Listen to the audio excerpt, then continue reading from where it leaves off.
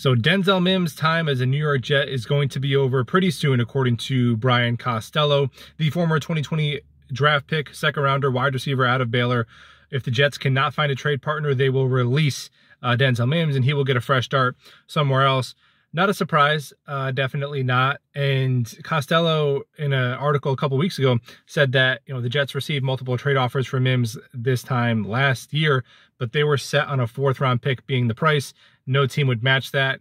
Probably a little bit of an unrealistic ask.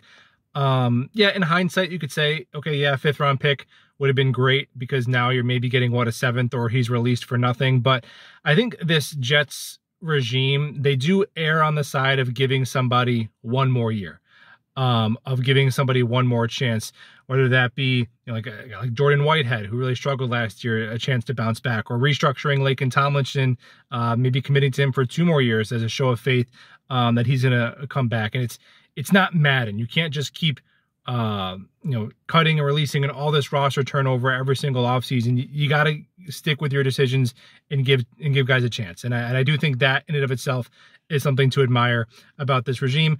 And with Mims, yeah, the truthering is kind of done for me. But even last offseason, I was saying I don't want to part with him for nothing because I couldn't unsee Denzel Mims having 45 yards per game in a putrid offense, bad coaching as a rookie. But now that feels like about 10 years ago, and is what it is. What was the highest role that Denzel Mims could possibly play in this wide receiver room?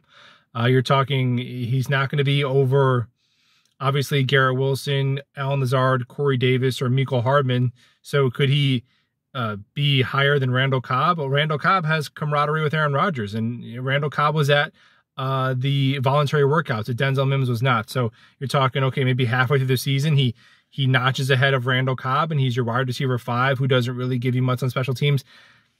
I don't think it makes sense from a construction standpoint to carry Mims. I think they'll go with one of these undrafted free agent wide receivers. Jason Brownlee is a guy who I think has some upside as a potential replacement. Haven't watched him, but I know a lot of people had a 5th-round grade on him, and I talked to my buddy Dom C, contributor of Green Beans channel, who is a film junkie who's pretty high on him. So or there's other guys like TJ Luther, Xavier Gibson, who are more just core special teamers. So wish Mims nothing but the best. I think my hopes of him being a high-end wide receiver 2 in this league are kind of done. But can he catch on somewhere, be a backup, who blocks his behind off and can give you some contested catchability and make a pretty good amount of money? Yeah, he probably could still do that. But it won't be with the Jets, and we'll talk ball soon.